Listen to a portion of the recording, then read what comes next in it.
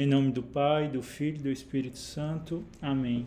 Vamos pedir o Espírito Santo para nos guiar neste momento em mais um estudo bíblico. Vamos meditar hoje o Evangelho de São João, capítulo 5, dando continuidade ao nosso estudo. Vinde, Espírito Santo, enchei os corações dos vossos fiéis e acendei neles o fogo do vosso amor. Enviai, Senhor, o vosso Santo Espírito, e tudo será criado, e renovareis a face da terra. Oremos. Ó Deus, que instruís os corações dos vossos fiéis, com a luz do Espírito Santo, fazei que apreciemos corretamente todas as coisas, segundo o mesmo Espírito, e gozemos sempre de suas consolações, por Cristo nosso Senhor. Amém. Como eu falei, hoje a gente vai estudar o capítulo 5 do Evangelho de São João, dando continuidade ao Evangelho. Só dando uma resumida do que a gente já leu, já estudou. A gente começou lá com o prólogo, onde começa: no princípio era o Verbo, e o Verbo estava junto de Deus, e o Verbo era Deus, falando sobre a encarnação de Jesus Cristo. Aí vai depois para o testemunho de João Batista. Após isso, é o encontro de Jesus com os primeiros discípulos. E depois vai ter o primeiro milagre de Jesus, que foi por intercessão de Nossa Senhora, que é as bodas de Caná, onde Jesus transformou água em vinho. E após isso teve a purificação do templo, onde Jesus expulsou aqueles mercadores que estavam fazendo a casa de Deus um mercado. E após isso, teve, já no capítulo 3, teve a conversa entre Jesus com Nicodemos, que era o príncipe dos judeus, era um doutor da lei, onde Jesus fala para Nicodemos que ele tem que nascer de novo, na água e no Espírito. Quem não nascer de novo não poderá ver o reino de Deus, como está lá no versículo 3 do capítulo 3. E após isso, já no capítulo 4, teve o encontro de Jesus com a samaritana. E após também essa situação desse encontro, onde Jesus é a água viva, é a água que mata a nossa sede, Jesus é a nossa salvação. Teve o segundo milagre de Jesus, que no Evangelho de São João também ele fala sinal, É o segundo sinal de Jesus, que foi a cura do filho do oficial. E hoje vamos estudar o terceiro milagre de Jesus, o terceiro sinal do Evangelho de São João, que é a cura do paralítico. É uma passagem bastante conhecida de todos nós, mas é uma passagem que tem muito a nos dizer. A palavra de Deus sempre é viva e eficaz. E hoje vamos ler, são 47 versículos, é uma leitura um pouquinho longa, mas vai dar certo. Então, lembrando que eu estou aqui com a tradução da Ave Maria. Se sua tradução for outra, pode mudar alguma coisa, mas o significado é o mesmo. Então, vamos dar início à nossa leitura. Depois disso, houve uma festa dos judeus, e Jesus subiu a Jerusalém. Aí em Jerusalém, junto à porta das ovelhas, um tanque, chamado em hebraico Betesda, que tem 5 pórticos. Nesses pórticos jazia um grande número de enfermos, de cegos, de coxos e paralíticos, que esperavam o movimento da água. Pois de tempos em tempos um anjo do Senhor descia ao tanque e a água se punha em movimento. E o primeiro que entrasse no tanque, depois da agitação da água, ficava curado de qualquer doença que tivesse. Estava ali um homem enfermo, havia 38 anos. Vendo-o deitado e sabendo que já havia muito tempo que estava enfermo, perguntou-lhe Jesus: Queres ficar curado? O enfermo respondeu-lhe: Senhor, não tenho ninguém que me ponha no tanque quando a água é agitada. Enquanto vou, já outro desceu antes de mim. Ordenou-lhe Jesus: Levanta-te, toma o teu leito e anda. No mesmo instante, aquele homem ficou curado, tomou o seu leito e foi andando. Ora, aquele dia era sábado, e os judeus diziam ao homem curado: É sábado, não te é permitido carregar o teu leito. Respondeu-lhes eles: Aquele que me curou disse: Toma o teu leito e anda. Perguntaram-lhe eles: Quem é um homem que te disse: Toma o teu leito e anda? O que havia sido curado, porém, não havia quem era. O que havia sido curado, porém, não sabia quem eram, porque Jesus se havia retirado da multidão que estava naquele lugar. Mais tarde, Jesus o achou no templo e lhe disse: Eis que ficaste são, já não peques, para não te acontecer coisa pior. Aquele homem foi então contar aos judeus que fora Jesus quem havia curado. Por esse motivo, os judeus perseguiam Jesus, porque fazia esses milagres no dia de sábado. Mas ele lhe disse: Meu Pai continua agindo até agora, e eu ajo também. Por essa razão, os judeus, com maior ardor, procuravam tirar-lhe a vida, porque não somente violava o repouso do sábado, mas afirmava ainda que Deus era o seu Pai e fazia igual a Deus. Então vamos refletir esses versículos e saber um pouco do contexto dessa passagem, né?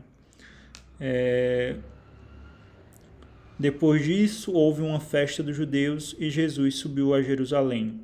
Ou seja, Jesus estava em Jerusalém.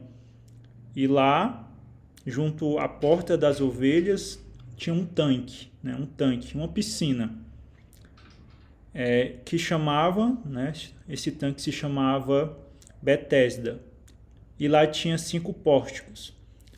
Segundo Santo Agostinho, nas obras que ele fala de São João, ele fala que a piscina simbolizava o povo judeu, o povo judeu.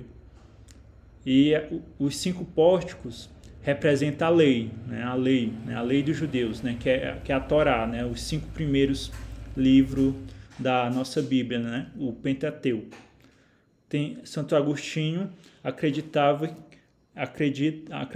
nesse significado, que a piscina representava o povo judeu e já os 5 pórticos representavam a lei, a Torá. E lá Jesus viu várias pessoas, vários enfermos. Tinha cegos, tinha coxos, tinha paralíticos, e eles acreditavam, que um anjo, se banhavam, descia o tanque e movimentava aquela água, e a primeira pessoa que conseguisse chegar nesse tanque, nessa borbulha d'água, era curado. Existe um debate muito entre os teólogos, Alguns acreditam que era só uma crença daquele povo, outros acreditam que realmente isso acontecia, outros acreditam que é mais uma origem pagã, e isso não é uma crença dos judeus, mas enfim, Mas Jesus curou aquele homem com a sua palavra. Não foi pela água do tanque, pelaquela piscina, mas Jesus curou aquele homem pela sua palavra, pois ele é água viva. Jesus é essa nossa água viva, é ele a nossa esperança. E lá aquele homem estava 38 anos naquela situação, naquela enfermidade. E isso nos mostra hoje que não temos que perder a nossa esperança. Não temos que perder a nossa confiança. Temos que colocar a nossa esperança e a nossa confiança em Jesus Cristo, nosso Salvador, o Messias, pois Ele é essa água viva. E outra coisa bastante interessante é que Jesus pergunta para ele: queres ficar curado? Ou seja, o que podemos verificar, analisar? Que Jesus não nos obriga a nada. Temos que abrir o nosso coração. Temos que fazer esse esforço. Ele respeita as nossas vontades. Jesus está, como está lá no Apocalipse, né? Jesus bate na porta do nosso coração, né? Jesus está na porta batendo. Mas temos que abrir o nosso coração para Ele. E o enfermo falou: Senhor, não tenho ninguém que me ponha no tanque. Quando a água é agitada, enquanto vou, já outro desceu antes de mim. Aí podemos ver que ninguém ajudava aquele homem, né? Ele estava sozinho. Mas quando Jesus chegou até ele estava em frente do Messias, em frente de Deus, nosso Senhor. Quando estamos com nosso Senhor, nunca estamos só. Estamos sempre ao lado de um amigo fiel, que é o nosso defensor, o nosso Salvador. Então não podemos deixar que esse sentimento, né, de solidão, de culpa, né, até mesmo de vitimismo, né, de negativismo, né, deixe a gente paralisado. Tantas vezes a gente fica paralisado nos nossos medos, nas nossas preocupações, e a gente não acredita que isso vai passar, que temos que colocar confiança no nosso Senhor. Quantas vezes a gente fica paralisado? Aqui, talvez ele estava tanto paralisado fisicamente, né, estava doente, e também estava paralisado espiritualmente. E Jesus falou: levanta-te, toma o teu leito e anda. Aqui Jesus ordenou a ele: levante, toma o teu leito e anda. E ele vem falar hoje para cada um de nós: saia dessa situação, saia dessa zona de conforto, saia desse pecado, me siga, levanta-te e anda. Ele vem falar hoje para mim: Gabriel, levanta-te, saia dessa sua zona de conforto, saia desses seus pecados, venha me seguir. E essa passagem é muito linda, porque faz a gente refletir das nossas paralisias espirituais, paralisias que impedem a gente ver a vontade de Deus, impede a gente sentir a presença de Deus. E lembrar que sempre Jesus vai respeitar a nossa vontade. Não adianta a gente pode rezar 50 textos no dia. Se a gente não abrir o nosso coração para aquela oração, não vai ter efeito. Temos que meditar, temos que abrir o nosso coração e também pôr em prática, né, a palavra de Deus. E Jesus ordenou aquele homem, e no mesmo instante aquele homem ficou curado e tomou o seu leito e foi andando. Então, quando a gente toma essa cura espiritual, quando a gente conhece a Jesus Cristo, quando a gente reconhece que Ele é o nosso Salvador, o nosso Mestre, a gente vai andando, a gente vai seguindo. Apesar das tribulações, apesar das dificuldades do nosso dia a dia, a gente tem que continuar andando. Temos que pegar o nosso leito, que é a nossa zona de conforto, que é o lugar onde a gente está confortável, e sair dessa zona de conforto para seguir Jesus. E após isso, chegou os judeus, né, os fariseus daquela época, né, vendo que sábado, né, o sábado para os judeus é um dia muito especial, né, para eles não fazem nada, só eles não trabalham, né, não fazem atividades, enfim, É um sábado destinado somente à oração, né? Para eles, como está lá em Gênesis, né? Sábado, no sétimo dia, né? Na criação do mundo, Deus descansou.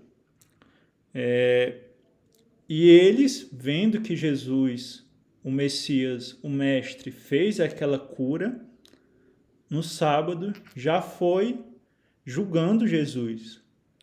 Mal sabia ele que Jesus era o próprio Deus, o Senhor do sábado.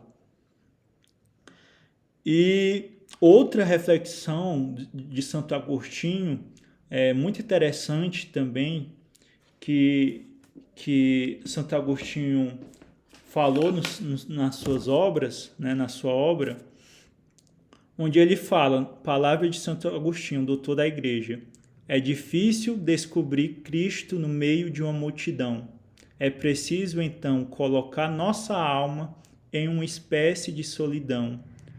E quando intencionalmente estivéssemos assim, solitários, veremos a Deus.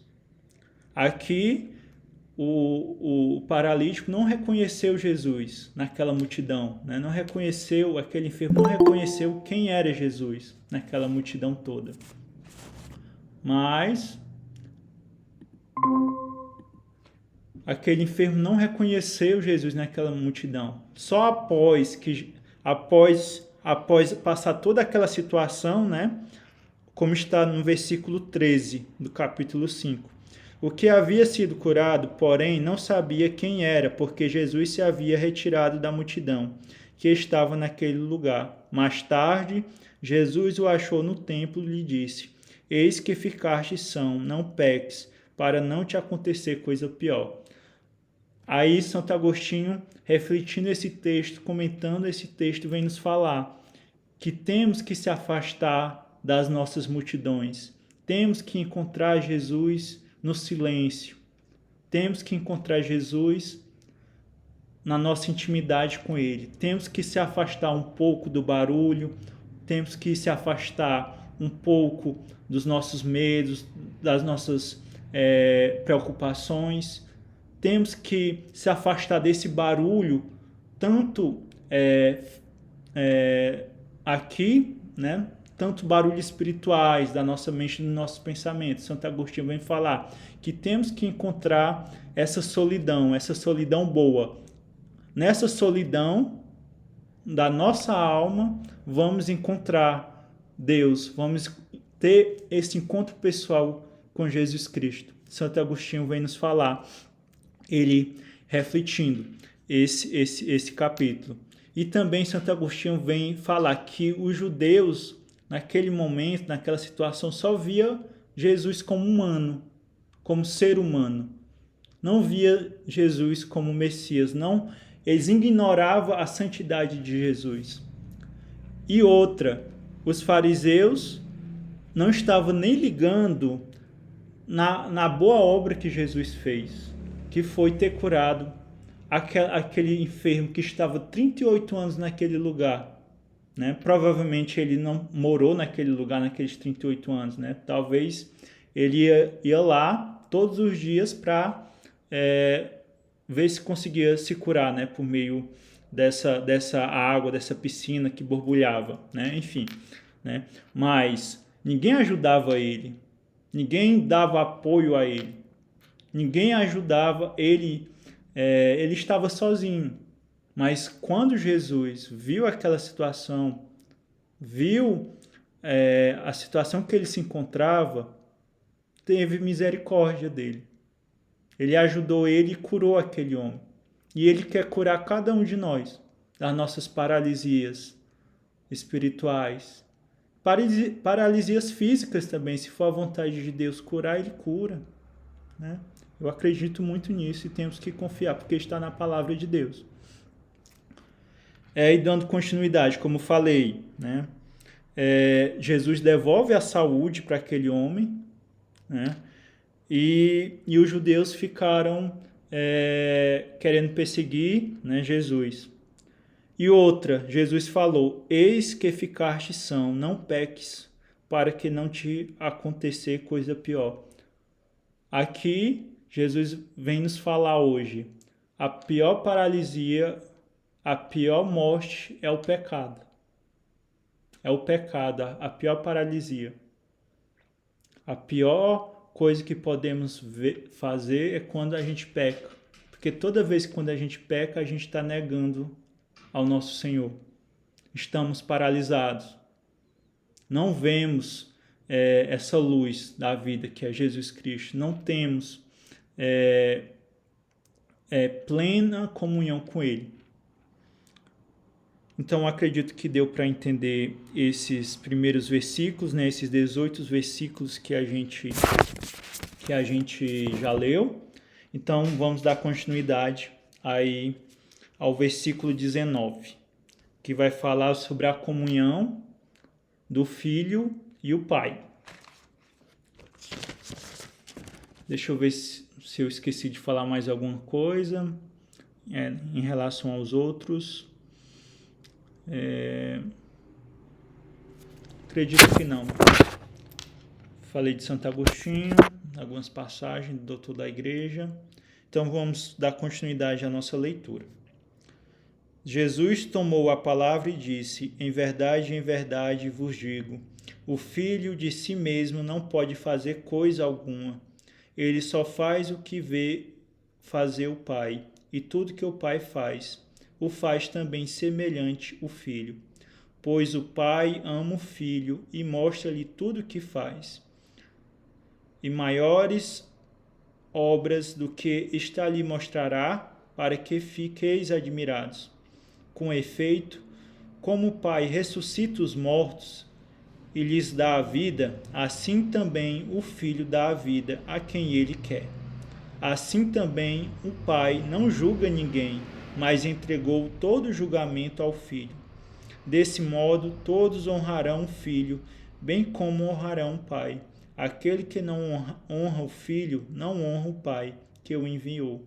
Em verdade vos digo, quem ouve minha palavra e crê naquele que me enviou, tem a vida eterna, e não incorre na condenação, mas passou da morte para a vida. Em verdade vos digo, vem a hora, e já está aí, em que os mortos ouvirão a voz do Filho de Deus, e os que ouvirem, viverão. Pois como o Pai tem a vida em si mesmo, assim também deu ao Filho ter a vida em si mesmo, e lhe conferiu o poder de julgar, porque é o Filho do homem. Não vos maravilheis disso, porque vem a hora em que todos os que se acham nos sepulcros sairão deles ao som de sua voz. Os que praticaram bem irão para a ressurreição da vida, e aqueles que praticaram mal ressuscitarão para serem condenados. De mim mesmo não posso fazer coisa alguma. Julgo como ouço, e meu julgamento é justo, porque não busco a minha vontade, mas a vontade daquele que me enviou. Então, a gente parou aí no versículo 30. Aqui vai ser falado da comunhão entre Jesus e o Pai, entre a comunhão entre o Pai e o Filho. Assim como está lá no versículo 24, quem ouve minha palavra e crê naquele que me enviou tem a vida eterna. Jesus veio ao mundo para nos garantir essa vida eterna, para nos garantir a salvação. O maior sacrifício na história do mundo foi o sacrifício de nosso Senhor Jesus Cristo. No Antigo Testamento fazia sacrifícios de cordeiros, né, de bodes, né, de animais. Mas todos esses sacrifícios, todas essas alianças do Antigo Testamento foram quebradas. E já no Novo Testamento, com a vinda do próprio Deus, veio restabelecer essa aliança que foi quebrada anteriormente. E Jesus veio fazer essa nova aliança, essa aliança eterna, que só o próprio Deus podia fazer essa aliança. O pecado era tão grande que só o próprio Deus, no seu próprio sacrifício, podia restabelecer essa eternidade, garantir essa vida eterna para conosco, para nós, para garantir essa salvação. E toda pessoa que crê que Jesus Cristo é o Senhor terá a vida eterna. Todas as pessoas que seguirem a palavra de Deus, que seguirem Jesus, vai garantir essa vida eterna. É promessa para nós, meus irmãos. É promessa. Quem ouve a minha palavra e crê naquele que me enviou tem a vida eterna e não incorre na condenação, mas passou da morte para a vida. E a comunhão entre o Filho e o Pai está aí no versículo 20. Pois o Pai ama o Filho e mostra-lhe tudo o que faz. Outro versículo também muito interessante, já no finalzinho, né, no versículo 30, fala: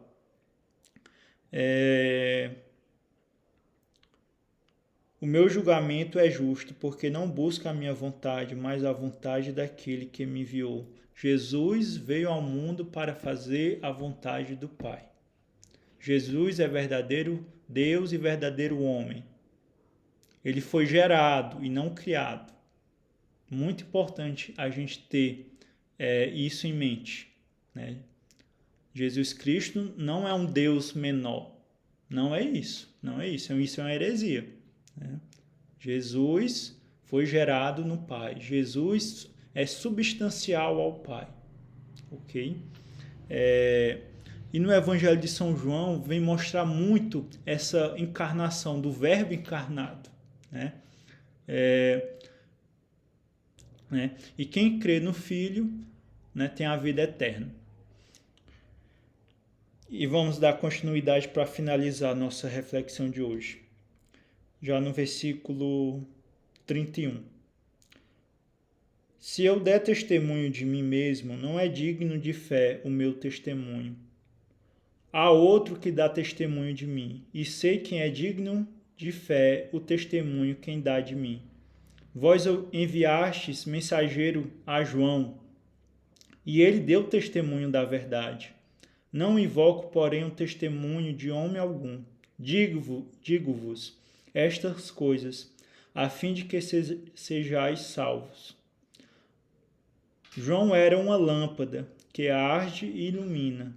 Vós, porém, só por uma hora quisestes alegrai-vos com a sua luz. Mas tenho maior testemunho do que o de João, porque as obras que meu Pai me deu para executar, estas mesmas obras que faço, testemunho a meu respeito, que o Pai me enviou. E o Pai me enviou, ele mesmo deu testemunho de mim. Vós nunca ouviste a sua voz, nem viste a sua face, e não tendes a sua palavra permanente em vós, pois não credes naquele que ele enviou.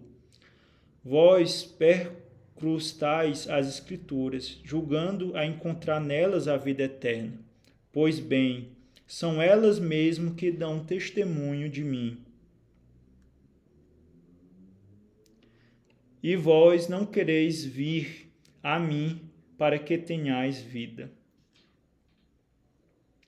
Não espero a minha glória dos homens, mas sei que não tendes em vós o amor de Deus. Vi em nome de meu Pai, mas não recebeis.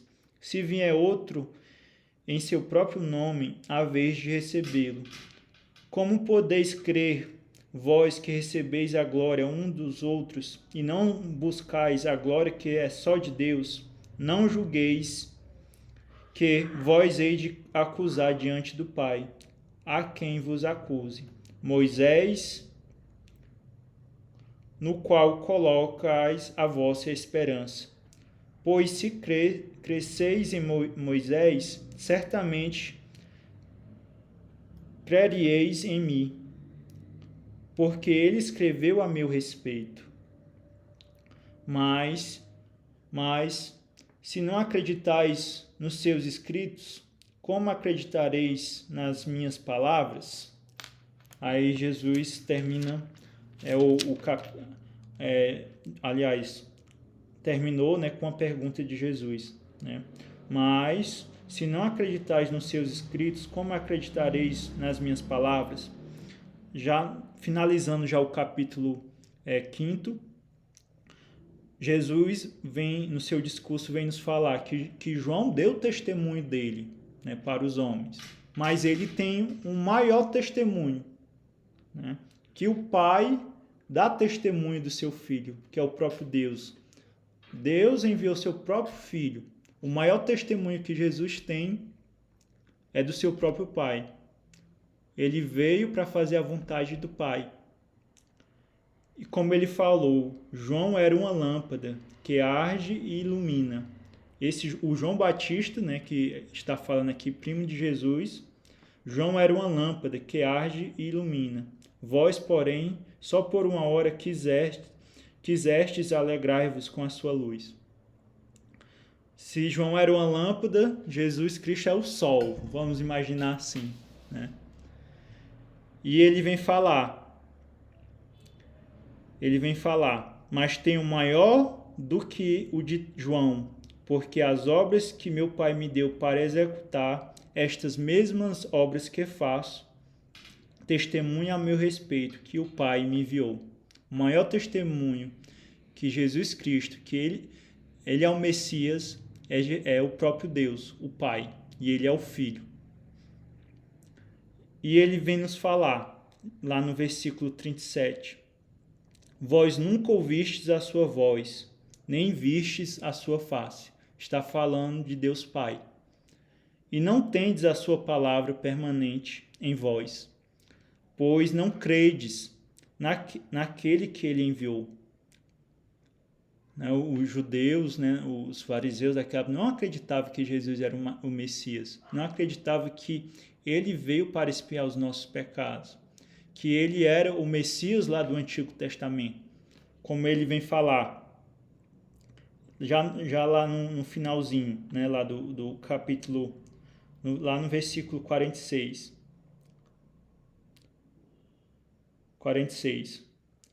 Pois se cresceis em Moisés, certamente crereis em mim, pois ele escreveu ao meu respeito.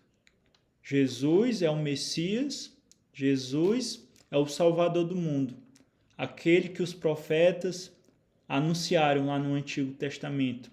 Por isso que Jesus veio cumprir a lei, veio cumprir o Antigo Testamento, porque ele é o Messias, Jesus. Jesus é o Salvador do mundo. Ele veio para expiar os nossos pecados. E já, lá no versículo 39, voltando um pouquinho, pois bem, são elas mesmas que dão testemunho de mim. Jesus falou, né, que são as Escrituras. As Escrituras, né, naquele tempo, né, a lei, né, os 5 primeiros livros da Bíblia, né, o Pentateuco, né, a Torá, né, as Escrituras, veio dar testemunho dele, de Jesus. Jesus, como eu falei, veio cumprir a lei, né?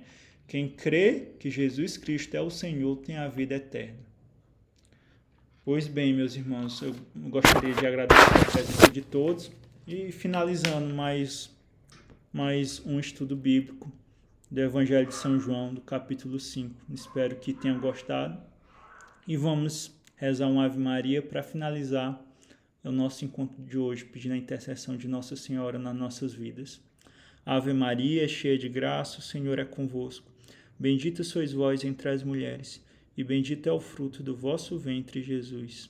Santa Maria, Mãe de Deus, rogai por nós, pecadores, agora e na hora de nossa morte. Amém.